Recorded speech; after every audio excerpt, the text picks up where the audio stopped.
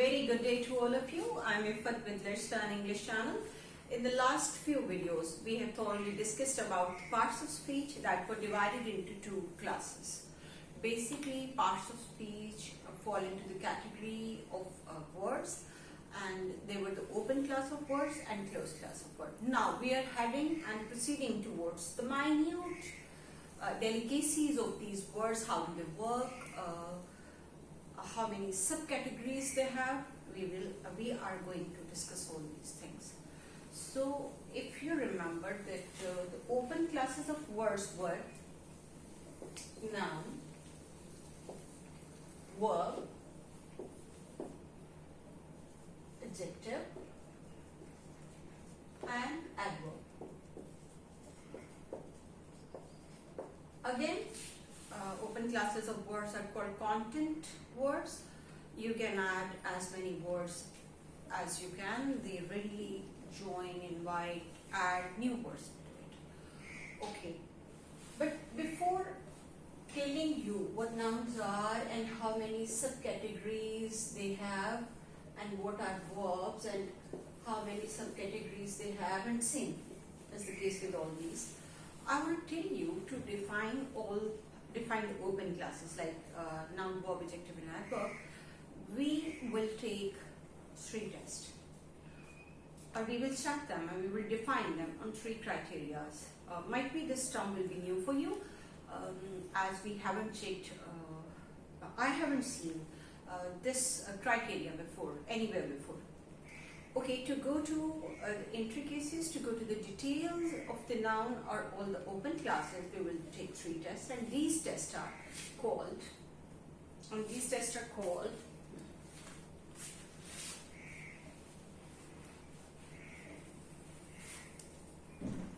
number 1, form, number 2, function, and number 3, meaning.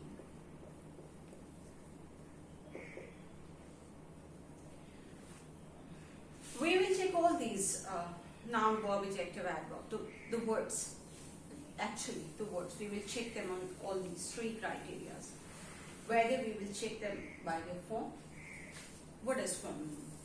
Okay, the form means if the word is electric, and if I add a K into it, what it will become? Electricity. The word will become noun. If I say electrify, then it will change its form and it will become a verb. And if I say electrical, what it will become then? It will become adjective. This is called the form of the word. By taking tiny bits, by taking tiny parts attached to them, they are also called impacts in the English language. By adding all these, we can change the form of the word. Okay, we will discuss this in detail. Okay, we can also change the form of the word by adding, for example, if the word is box, if I add es, singular will change into plural, and definitely it's a noun. If I say walk, what it will be? It's a verb, and I will add ed with it, so it's a verb. Okay, if I say tall and I add er, it will become adjective.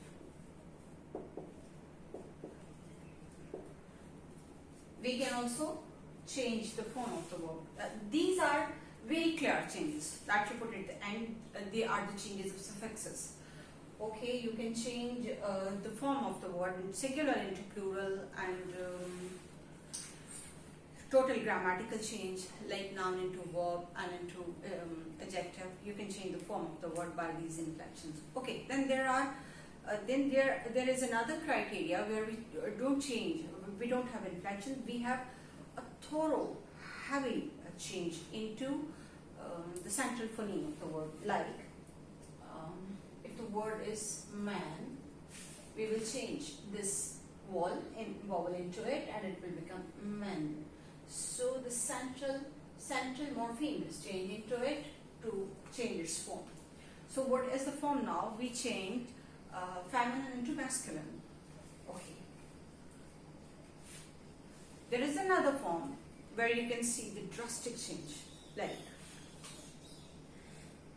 go, went, gone. So it has totally changed. Go is present simple and went is past, and gone definitely is past participle. Okay, and then there is, these are the changes of the form.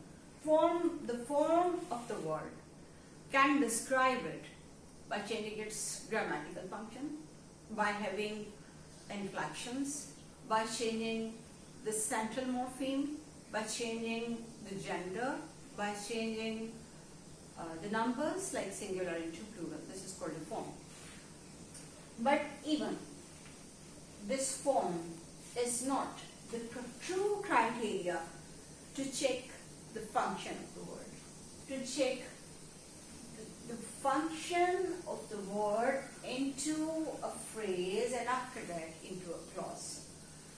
As you cannot check this criteria, you cannot check the function of the word by its inflection, because in English language there are few inflections that are S or ES, ED, ING, LE, and apostrophe S.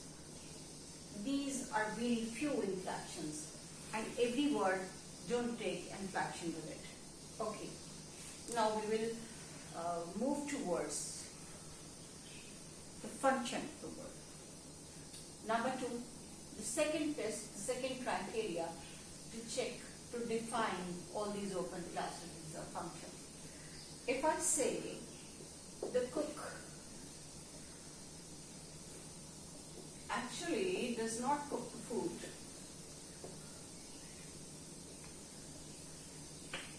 so this cook is an noun and this cook is we, verb. Okay, so it is very clear that what is same. There is no change of form into it, but definitely it has a change in grammatical structure. This cook is doing the function of a noun and this cook is doing the function of the verb. So this is very easy to judge a word, to judge an open class by its function that it is performing in the sentence. Okay, the number 3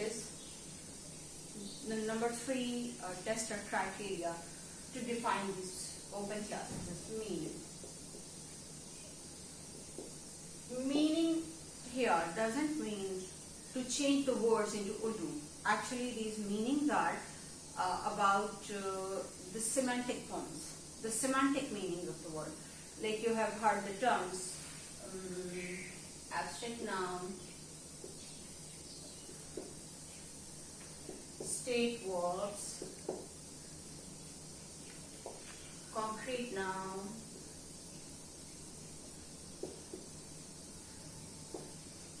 and action verbs.